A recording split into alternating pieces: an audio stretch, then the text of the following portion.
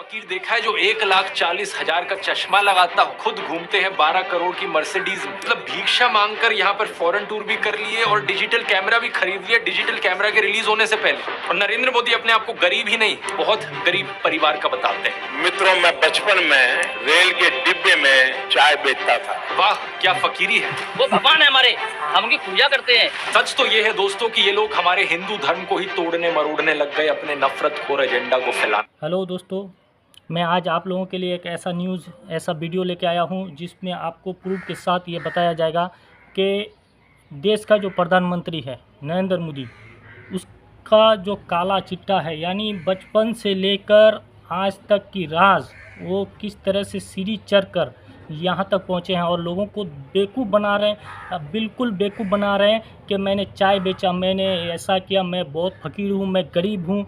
लेकिन वो ऐसा बिल्कुल हकीकत में ऐसा नहीं है। उसका बिल्कुल राज क्या है, मतलब हकीकत में उसका राज क्या है, एविडेंस के साथ ये ध्रुव राठी अपनी वीडियो में लेके आया है। और ऐसा नहीं कि हवा में वो बातें कर लेता है आज की गोदी मीडिया की तरह, नहीं, वो बिल्कुल एविडेंस के साथ, प्रूफ के साथ वो बताते हैं कि हमारे देश के जो प्रधानमंत्री हैं वो कहाँ पैदा हुए, कहाँ पले बड़े और किस तरह का वो फ़कीर है जो करोड़ करोड़ रुपए की कार और मर्सिडीज़ गाड़ियों में घूमती है।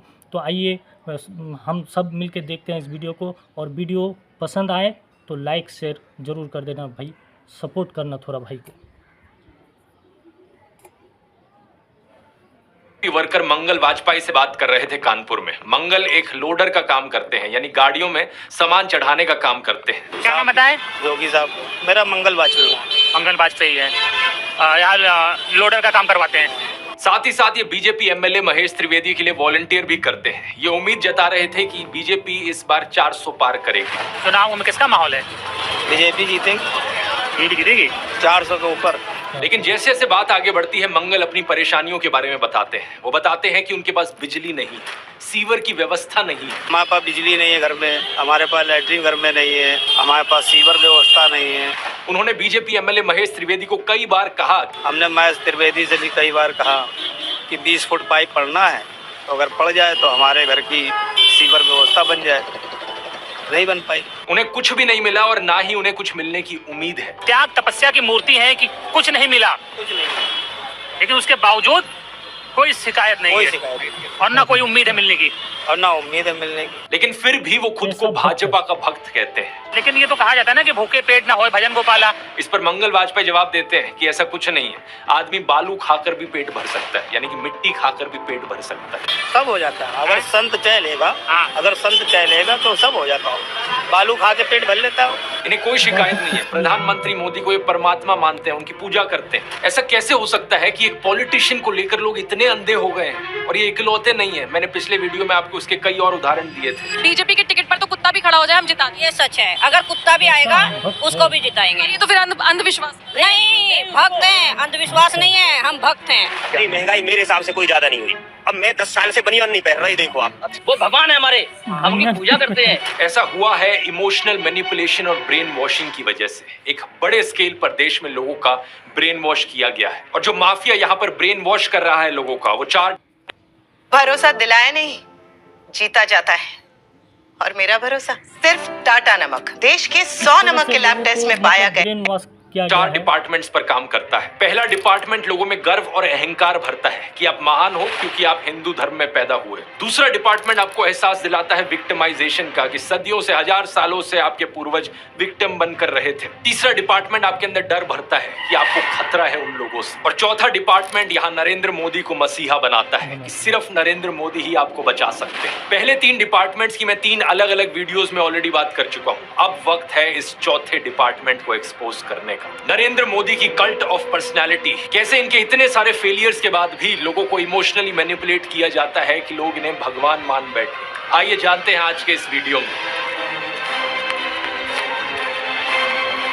किस तरह से लोगों को जून 2013 की बात है दोस्तों। राइटर नीलांजन मुखोपाध्याय ने एक किताब लिखी नरेंद्र मोदी के ऊपर।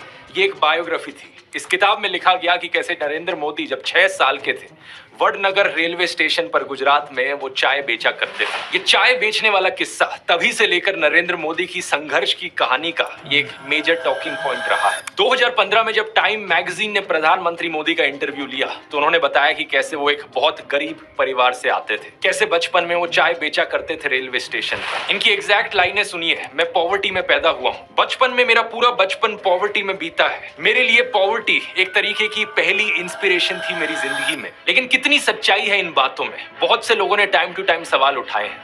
जैसे कि नरेंद्र मोदी के बचपन की ये फोटो देखिए। वे 1950 यानी 1950 में पैदा हुए थे। क्या उस समय किसी गरीब परिवार में पैदा हुए बच्चे के पास ऐसे कपड़े होंगे? जरा खुद ही सोचकर देखिए। सूट तक पहन रखे हैं इन्होंने अपनी बचपन की फोटोज में। मैं खुद 1994 में एक मिडिल क्लास फैमिली में पैदा हुआ हूं, लेकिन मेरी तो बचपन की ऐसी कोई फोटो नहीं मिलेगी आपको जिसमें मैंने कोई सूट पहन रखा हो। और नरेंद्र मोदी अपने आप को गरीब ही नहीं, बहुत गरीब परिवार का बताते हैं। इंडिया टुडे ने इनकी पुराने घर की एक फोटो पब्लिश करी थी, स्क्रीन पर देखिए। बहुत बड़ा घर नहीं है, लेकिन क्या आपको ये 1950s के किसी बहुत गरीब परिवार का घर दिखता है? परिवार में नरेंद्र मोदी के 5 भाई और 1 बहन है। 2 साल पहले नरेंद्र मोदी के छोटे भाई प्रहलाद मोदी ने कहा था कि उन 5 भाइयों में से जिसका नंबर लगता था वो मदद करने चले जाता था। उनके पिता ने पूरी जिंदगी चाय बेची, उन 5 भाइयों और 1 बहन को बड़ा किया। इसलिए नरेंद्र मोदी को चाय बेचने वाले का बेटा कहना चाहिए। ये पत्रकारों की गलती है। सब भाइयों ने चाय बेची है, मेरे पिता ने पूरी जिंदगी चाय बेची, पूरी जिंदगी। इसीलिए कहा जाए तो चाय बेचने वाले का चाय बेचने वाले के बेटा कहना चाहिए। सुनिए, इस वीडियो में सुनिए उनकी हकीकत क्या है। उनका बाप चाय बेचने वाला था, लेकिन वो गरीब नहीं था, वो फकीर नहीं था। और उनका काला चिट्टा जिंदगी की हकीकत इस वीडियो में आप लोग देख लीजिए। का बेटा कहना चाहिए, चाय बेचने वाला नहीं कहना चाहिए। ये पत्रकारों की गलती है। 2014 में कांग्रेस नेता अहमद पटेल ने कहा था कि नरेंद्र मोदी कभी चाय वाला नहीं थे, बल्कि वो एक कैंटीन ठेकेदार थे। अब कांग्रेस की बात पर कितना यकीन किया जाए नहीं किया जाए, लेकिन 2021 में बीजेपी ने भी ये कैंटीन वाली चीज अनइंटेंशनली एक्नॉलेज करी थी। रेलवेज मिनिस्टर अश्विनी वैष्णव ने इंस्ट्रक्ट किया ऑफिशियल्स को कि वो वडनगर रेलवे स्टेशन पर एक कैंटीन को ब्यूटीफाई करें। इंडिया टुडे के आर्टिकल में यहाँ क्लियरली लिखा हुआ है और इसके नीचे एक फोटो भी लगी है इस टी स्टॉल / कैंटीन की जो नरेंद्र मोदी के पिता चलाया करते थे। हाल ही में लिखे गए CNN के इस आर्टिकल को देखिए। नीलांजन मुखोपाध्याय खुद कहते हैं कि मोदी की जो पॉवर्टी की कहानी है वो ग्रॉसली एग्जैजरेटेड है, यानी कि बहुत बढ़ा चढ़ा कर लोगों को बताई गई है। इतना ही नहीं, एक दूसरे आर्टिकल में नीलांजन बताते हैं कि नरेंद्र मोदी के पिता के पास इतने पैसे थे कि वो मोदी और उनके भाइयों को स्कूल भेज पाए। और स्कूल जाने का मतलब था कि वो कहीं और फुल टाइम काम नहीं कर सकते थे, बस वो स्कूल के बाद अपने पिता का हाथ बटाया करते थे। ये सब सुनकर एक बहुत बड़ा सवाल आपके मन में आएगा कि ऐसी कहानियों को क्यों बढ़ा चढ़ा कर हमें बताया जाता है। नीलांजन कहते हैं ऐसा इसलिए किया जाता है ताकि इंडियन पब्लिक को एक आइडिया बेचा जा सके। मित्रों, मैं बचपन में रेल के डिब्बे में चाय बेचता था और आज आपके सामने खड़ा हूं। कोई भी इंसान अगर समझदारी से सोचे तो वो जानता है कि इस बात से फर्क नहीं पड़ता। एक अच्छा नेता गरीब परिवार से भी आ सकता है और अमीर खानदान से भी आ सकता है, और यही चीज कही जा सकती है एक बुरे नेता या डिक्टेटर के बारे में भी। उदाहरण के तौर पे बात करें, कंबोडिया का जो डिक्टेटर था पोल पॉट, वो एक अमीर खानदान से आता था। लेकिन इटालियन डिक्टेटर बेनिटो मुसोलिनी एक गरीब परिवार में पैदा हुआ था। उसके पिता एक ब्लैक स्मिथ थे और वो बड़े गर्व के साथ इन चीजों को प्राउडली एक्सप्रेस करता था कि कैसे वो जनता के बीच से निकल कर आया है। रशियन डिक्टेटर जोसेफ स्टालिन के पिता एक मोची थे, यानी जूते बनाने वाले, और माँ एक धोबिन थी। और दुनिया का सबसे जाना माना तानाशाह हिटलर भी एक गरीब परिवार में पैदा हुआ था। लेकिन गरीब परिवार में पैदा होने का मतलब ये नहीं कि उसने गरीबों के लिए काम किया था अपने करियर में। उल्टा जानते हो क्या, हिटलर चंदा धंधा का मॉडल चलाता था अपना खुद का। उसके समय में बहुत सी क्रॉनी कैपिटलिस्ट कंपनियों ने करोड़ों का प्रॉफिट कमाया। IG फार्बन, डॉयचे बैंक, BMW, कुछ गाड़ियों की कंपनीज जिनको आज आप जानते हैं और कुछ लोग इन गाड़ियों के पीछे बड़ा भागते हैं, पोर्शे, मर्सिडीज बेंज, फोल्क्सवागन, इन सब कंपनियों ने चंदा डोनेट किया था हिटलर को अपने समय में। 2016 में BMW ने माफी भी मांगी थी इस चीज को लेकर। इस आर्टिकल को देखिए, रिग्रेट एक्सप्रेस किया था कि वो एक समय पर हिटलर को सपोर्ट किया करते थे। इंडिया की बात करें तो हाल ही में हमने देखा इलेक्टोरल बॉन्ड स्कैम। मैंने पूरा वीडियो बनाया इस पर कि कैसे ये एक घोटाला नहीं बल्कि घोटालों का भंडार था। बहुत सी कंपनियों को इससे फायदा हुआ और आम जनता को नुकसान। पिछले 10 सालों में प्रधानमंत्री मोदी के मित्र जैसे कि गौतम अडानी भरपूर तरीके से अमीर बनते रहे और देश के 80 करोड़ गरीब लोगों को 5 किलो मुफ्त अनाज लेने पर मजबूर कर दिया गया। बेरोजगारी और महंगाई ने गरीब लोगों की कमर तोड़कर रख दी है आज के दिन। अब तो ऐसी सिचुएशन आ चुकी है कि नरेंद्र मोदी खुद को गरीब परिवार का बताते हुए जिन राहुल गांधी को एलीट वर्ग का प्रोजेक्ट करते थे, युवराज कहते थे, आज वही राहुल गांधी खुल्लम खुल्ला गरीबों को कह रहे हैं कि वो गरीबों के हैं और नरेंद्र मोदी अडानी अंबानी जैसे अमीर सेठों के हैं। अदानी को बिना मजदूरी बिना कुछ लाखों करोड़ रुपए देते हैं तो कहते देखो देखो देखो विकास हो रहा है। हमने मनरेगा किया, मजदूरी के लिए पैसा दे रहे हैं और कहते हैं गरीबों की आदत बिगाड़ रहे हैं। मैं आपका हूँ, वो उनके हैं। राहुल गांधी कह रहे हैं कि जितना रुपया नरेंद्र मोदी ने अडानी को दिया है उतना रुपया वो देश के गरीब लोगों को देंगे। और मैं देश को फिर से दोहरा के कह रहा हूँ, जितना पैसा नरेंद्र मोदी जी ने इनको दिया है ना, उतना ही पैसा हम हिंदुस्तान के गरीब लोगों को देने जा रहे हैं। महालक्ष्मी योजना, पहली नौकरी पक्की योजना, इन योजनाओं के माध्यम से करोड़ों लाखपति बनाए। इन्होंने 22 अरबपति बनाए, हम करोड़ों लाखपति। प्रधानमंत्री मोदी इसका ज्यादा जवाब दे नहीं पाए। उल्टा उन्होंने कोशिश करी थी ये कहने की कि अडानी अंबानी एक्चुअली में कांग्रेस के साथ मिले हुए हैं। जरा ये शाहजादे कोशिश करें इस चुनाव में कि अंबानी अडानी से कितना माल उठाया है। मार्च में आई इस रिपोर्ट को देखिए, भारत में इनकम इनइक्वालिटी 100 साल में सबसे ज्यादा हो गई है। इतनी बुरी हालत अंग्रेजों के जमाने में भी नहीं होती थी। ऐसे में अगर राहुल गांधी ने संकल्प लिया कि अगले 5 सालों में वो सभी 22 करोड़ गरीब लोगों को गरीबी से निकाल देंगे तो इसमें क्या गलत किया। लेकिन पीएम मोदी इस बात पर भी तंज कसने लगे। उनके पास खुद कोई अपना विजन नहीं है। 80 करोड़ लोगों के हाथ में कटोरा पकड़ा दिया और अगले 5 सालों के लिए यही 5 किलो अनाज वाली स्कीम एक्सटेंड कर दी। ना रोजगार का कोई प्लान बताया है, ना महंगाई कंट्रोल कैसे होगी ये बताया, ना गरीबी कैसे हटेगी ये बताया। और जब राहुल गांधी ने सबके लिए रोजगार की बात करी तो प्रधानमंत्री मोदी उनका मजाक उड़ाने लग गए। कांग्रेस के शाहजादे ने अभी घोषणा की, आप भी सुनकर के हंसोगे। सुनाऊं? जोरों से हंसना पड़ेगा आपको। और आपको ये भी मालूम कि ये टेम्पो में पैसा देते हैं, क्या ये आपका पर्सनल एक्सपीरियंस है क्या? फरवरी 2020 में गुजरात में नमस्ते ट्रंप इवेंट हुआ था तो गरीबों को छुपाने के लिए एक 1600 फुट लंबी दीवार बनाई गई थी। जरा खुद सोचकर देखो, 1995 से लेकर 2020 25 साल से गुजरात में बीजेपी की सरकार थी, जिनमें से 3 बार तो खुद नरेंद्र मोदी ही चीफ मिनिस्टर थे। लेकिन इनसे गरीबी नहीं हटाई गई, उल्टा ये गरीबों को छुपाने लग गए। G20 समिट के समय दिल्ली में भी यही हुआ था। कुछ बस्तियों को हरे पर्दे के पीछे ढक दिया गया था, यानी कि इन गरीब लोगों की मूवमेंट को भी रिस्ट्रिक्ट कर दी। इसी के तहत ये पूरी दुकानें यहाँ से ढक दी गई हैं। जो थोड़ा झुग्गी टाइप घर थे उनको भी ढक दिया गया है यहाँ पर। सोचिए कि ये कितना डीह्यूमनाइजिंग है। कोई आपसे कहे कि तुम अच्छे नहीं लग रहे हो, तुम तो एक दाग धब्बा हो। वो गोरे सेठ आ रहे हैं हमारे देश में। Please stop taking loans for the survival of your business. I understand that sometimes the business runs into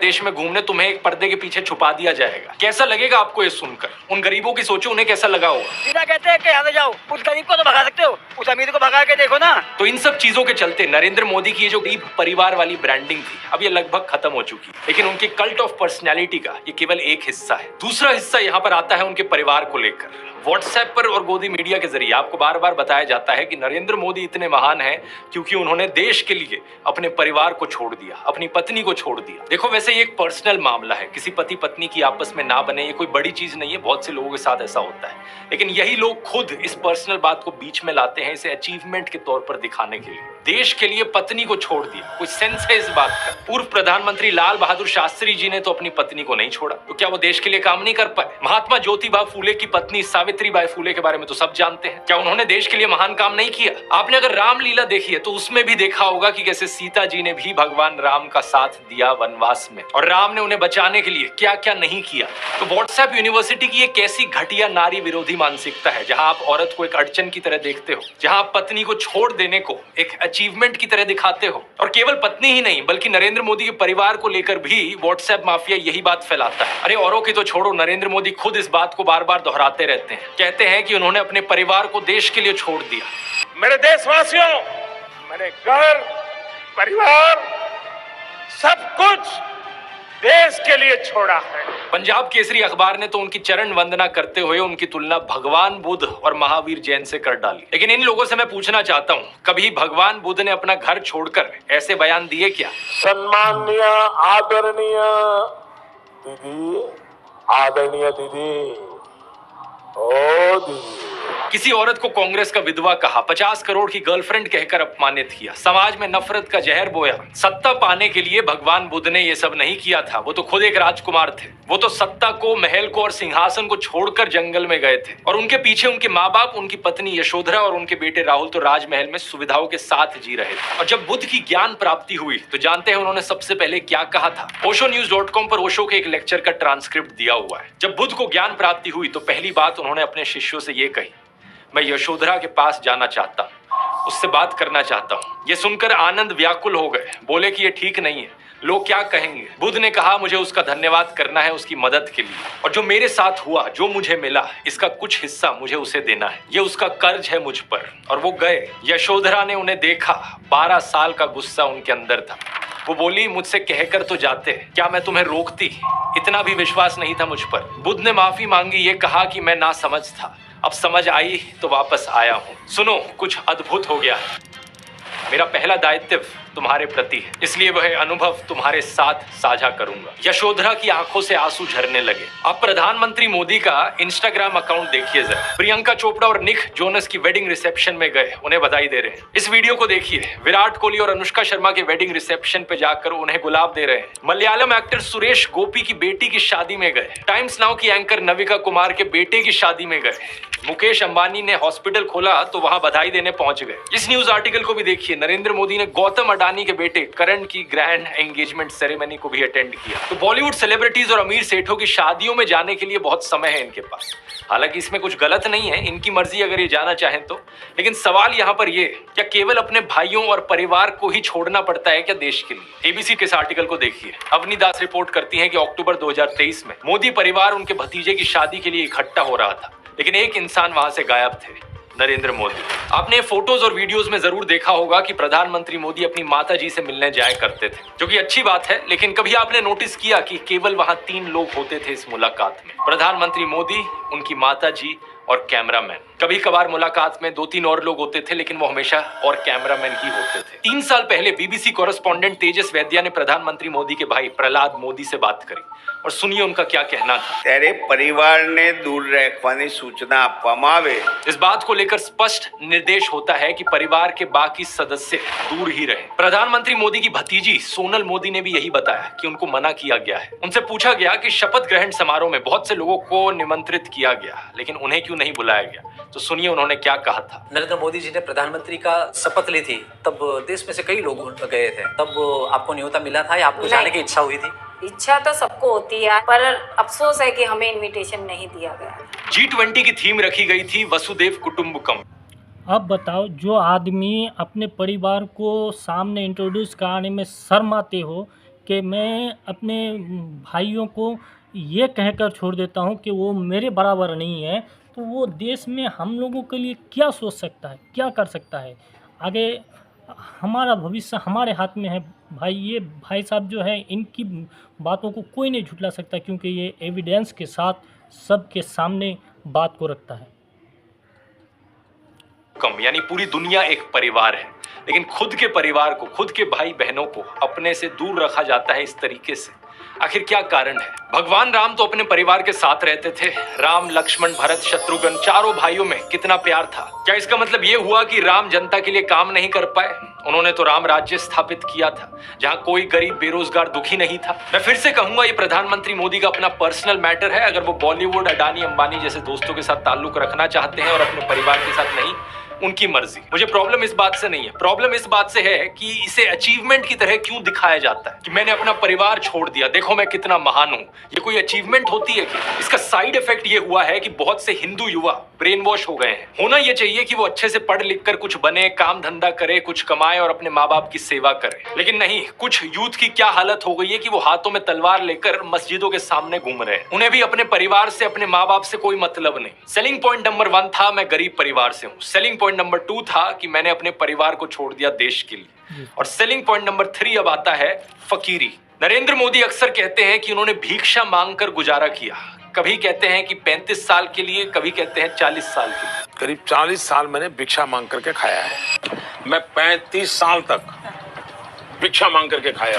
चलो इतनी तो बोलने में गलती हो सकती है, 35 साल हो 40 साल हो लोग अक्सर भूल जाते हैं, लेकिन सवाल ये कि वो एमएलए पहली बार बने 2002 में, तब उनकी उम्र होगी 52 इयर्स। लेकिन उससे पहले 90s में ही पता नहीं कैसे उन्होंने फॉरेन टूर्स कर लिए। ये फोटोज देखो उनकी, आईफिल टावर के सामने पेरिस में, व्हाइट हाउस के सामने अमेरिका में, हॉलीवुड के सामने, लंदन गए, वो मलेशिया गए। क्या 40 साल भिक्षा मांगकर इतने पैसे कमाए जा सकते हैं कि फॉरेन के टूर्स कर ले 90s में? और साथ ही साथ इसी बीच में नरेंद्र मोदी ने बीए और एमए की 2 डिग्रीज भी कर ली अलेजिडली। ये कैसे हो गया आप ही बताओ दोस्तों। साल 1990 में डायकाम मॉडल 1 रिलीज हुआ था, जो कि यूएस में लॉन्च होने वाला दुनिया का पहला कमर्शियली अवेलेबल डिजिटल कैमरा था। लेकिन प्रधानमंत्री मोदी अपने इंटरव्यू में बताते हैं कि उन्होंने पहली बार डिजिटल कैमरा 1987 या 1988 में यूज किया था। मैंने पहली बार डिजिटल कैमरा का उपयोग किया था 87-88 में शायद। मतलब भिक्षा मांगकर यहाँ पर फॉरेन टूर भी कर लिए और डिजिटल कैमरा भी खरीद लिया डिजिटल कैमरा के रिलीज होने से पहले। वाह क्या फकीरी है। वाह मोदी जी वाह वाह। अपनी कलम को गिरवी रख चुका एक गीतकार कहता है कि फकीरी है आपके स्वभाव में। एक फकीरी है आपके स्वभाव में। कभी नरेंद्र मोदी खुद ही कहते हैं कि हम तो फकीर आदमी हैं, झोला उठाकर चल पड़ेंगे।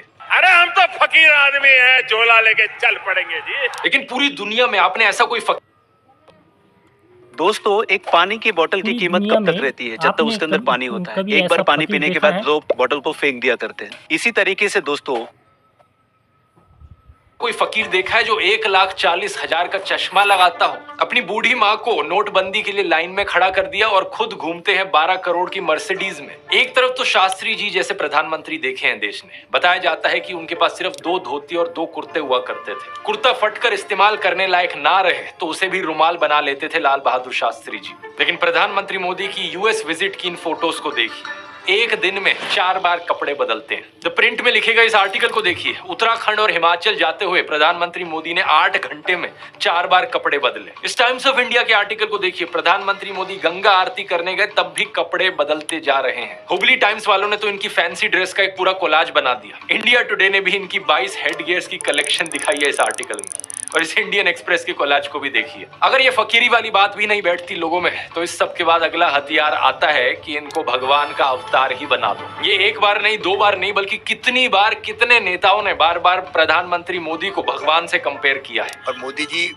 भारत के भगवान का वरदान बन के आए हैं। भगवान नहीं, मनुष्य के रूप में नरेंद्र मोदी जी के रूप में अवतार लिया। हमारे माननीय प्रधानमंत्री जो खुद भगवान स्वरूप है, मोदी जी के रूप में श्री रामचंद्र ने जन्म लिया है। मोदी जी है ना, साक्षात भगवान महाकाल जी का अवतार है। मोदी राम और अमित शाह कृष्ण। अरे कुछ लोग तो मंदिर भी बनाने लग गए। पुणे में एक बीजेपी वर्कर ने नरेंद्र मोदी के लिए मंदिर बना दिया। गुजरात में इनका एक मंदिर बना, तमिलनाडु में इनके लिए एक मंदिर बना। क्या मजाक चल रहा है। ये इकलौते नेता नहीं है जिन्हें भगवान से कंपेयर किया जाता है। एक समय पर एडोल्फ हिटलर को भी जीसस से कंपेयर किया जाता था। राजनीति में हिटलर की एंट्री की तुलना की जाती थी जीसस के रिजरेक्शन से। लेकिन उस समय ये सवाल उठा कि ये बात जमेगी कैसे। जीसस तो शांति की मूर्त थे। सूली पर भी चढ़ाया गया उन्हें, तब भी उनके दिल में कोई नफरत नहीं थी। बोले कि हे भगवान उन्हें माफ करना। जबकि हिटलर तो नफरत का सौदागर था, तो कैसे जीसस का इस्तेमाल किया जाए नफरत फैलाने के लिए और हिटलर को उससे भी कंपेयर किया जाए। इसके लिए हिटलर और नाजी लोगों ने बाइबल को ही बदल डाला। मजाक नहीं कर रहा। ओल्ड टेस्टामेंट जो थी बाइबल की, उसे ही हटा दिया गया उनके समय में। जीसस को इस तरीके से चित्रित किया गया कि वो ऐसा लगे कि वो यहूदियों के खिलाफ लड़ने वाले एक फाइटर हो।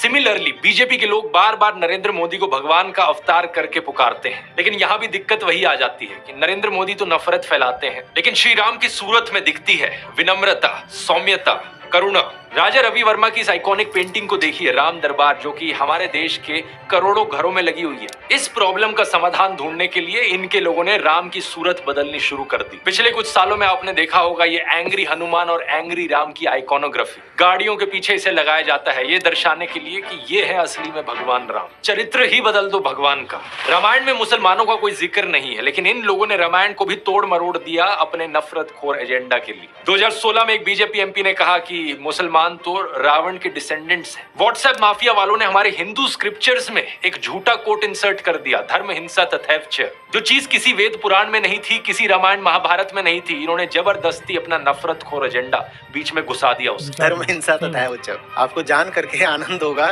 कि ये किसी ही भी ग्रंथ में कहीं पर भी नहीं लिखा हुआ है। और इससे आपके रोंगटे भी खड़े हो जाने चाहिए कि ये कौन सी सेंट्रलाइज्ड कॉन्स्पिरेसी यूनिट है जो इतनी बड़ी बड़ी साजिशें करती है कि जो बात धर्म ग्रंथ में लिखी भी नहीं हुई है उसको संस्कृत में लिख करके उसको चारों तरफ व्हाट्सएप से और दूसरे जरियों से फैला देती है। सच तो ये है दोस्तों कि ये लोग हमारे हिंदू धर्म को ही तोड़ने मरोड़ने लग गए अपने नफरतखोर एजेंडा को फैलाने के लिए। लेकिन अब बहुत से हिंदुओं को इनका एजेंडा समझ में आ गया है। इस तरीके का हमारे धर्म के साथ खिलवाड़ करना लोगों को अच्छा नहीं लग रहा है, इसलिए ये कार्ड भी अब फेल होता जा रहा है। तो इन बीजेपी वालों ने क्या सोचा कि अवतार से एक लेवल नीचे इन्हें सर्वगुण संपन्न शक्तिमान दिखाया जाए।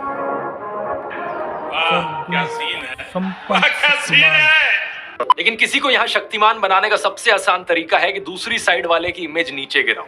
इसलिए इनके आईटी सेल ने राहुल गांधी को पप्पू बना दिया। व्हाट्सएप पर इनकी आधी अधूरी क्लिप्स तोड़ मरोड़ के दिखाई जाने लगी कि जैसे राहुल गांधी में तो कोई समझ ही नहीं है, वो तो बिल्कुल बेवकूफ इंसान है। लेकिन सच्चाई ये है कि पिछले 10 साल में पीएम मोदी ने एक भी प्रेस कॉन्फ्रेंस नहीं करी, कोई अनस्क्रिप्टेड इंटरव्यू नहीं किया, जबकि राहुल गांधी ने दिल्ली यूनिवर्सिटी से लेकर हार्वर्ड यूनिवर्सिटी तक लेक्चर दिए हैं, लोगों से ढेर सारी हर साल 2 साल अनस्क्रिप्टेड इंटरैक्शंस की हैं।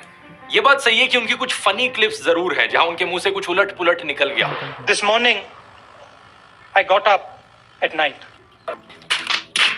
लेकिन ऐसी क्लिप्स तो नरेंद्र मोदी की भी बहुत है। तीसरा कहा था विमेन डेवलपमेंट की मैंने बात कही थी, कब हो गया ये?